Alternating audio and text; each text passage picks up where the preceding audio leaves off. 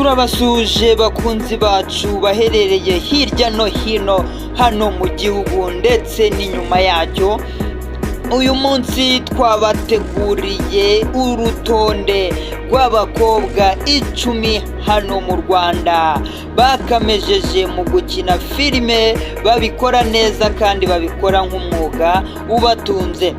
Ushobora guhita wibaza uti ese aba bakobwa ni bande, ese harazamo nde, bitewe n'ubufana cyangwa n'abuzi babishoboye. Ariko natwe twicaye nge na bagenzi banjye tukora urutonde rw'abakobwa 10 nzi neza yuko nawe nurubona rurakunyura. Ntabwo twatinze cyangwa ngo tuvuge menshi, twahise dufata ikaramu n'urupapuro maze turandika. Twahereye ku mwanya wa 10 tumanuka tujya ku mwanya wa mbere.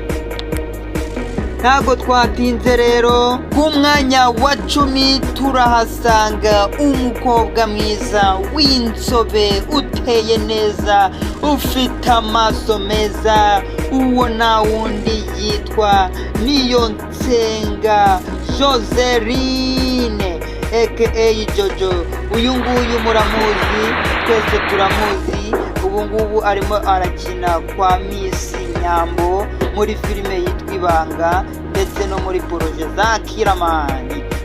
Ku mwanya wa 9 turahasanga umukobwa mwiza cyane ufite demarishe iteye ubwoba. Uyu na wundi yitwa Mutako muramuzi, yakinnye muri filime yitwa Indodo.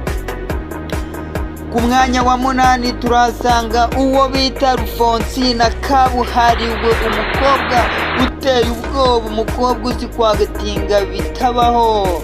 Uyu nguyu abarizwa kwa Kiramani ndetse no kwa Clapton mu muturanyi. Ku mwanya wa 7 turasanga umukobwa witwa Fiona, umwana w'umukobwa mwiza cyane uteye neza, bamwita Fiona. Ari ku mwanya wa 7 abarizwa muri filime yitwa Seatmate. Ku mwanya wa 6 turahasanga umukobwa mwiza cyane w'ubwitonzi, bamwita Agatesi Divine aka Tesi cyangwa se Kariza wa Kariza.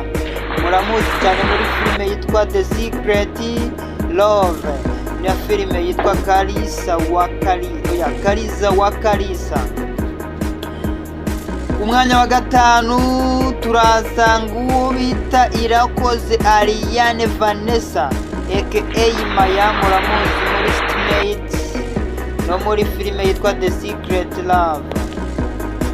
Umwanya wa 4 turahasanga Umutoni Oliver aka Salanda, muramuzi muri filime Indoto, muramuzi no muri filime yitwa The Secret Love. Uyu ni umukobwa ubirimo neza muri social media ndetse no muri sinema, arimo arabica bigacika.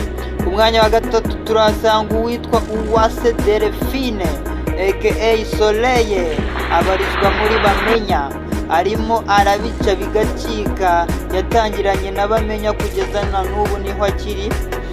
Ku mwanya wa 2 turasanga uwitwa Dusenge Krenia aka Madederi, guturuka kwa Papa Sava.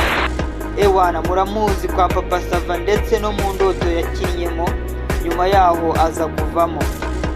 Ngira ngo mwese muri kwibaza ati ese ninde uyoboye aba bakobwa, ninde uyoboye uru rutonde, ninde mwamikazi w'abandi bakobwa muri no sinema yo mu Rwanda? Uri muri bibaza ati umwamikazi ni uwe? Nta wundi, bamwita Bahavu Jeannette. Ababyeyi bamwise Usa na se Bahavu Jeannette. Ayo niyo mazina akunda no gukinisha. Niwe wicaye ku mwanya wa mbere, niwe wicaye ku ntebe y'imbere, niwe uyoboye abandi.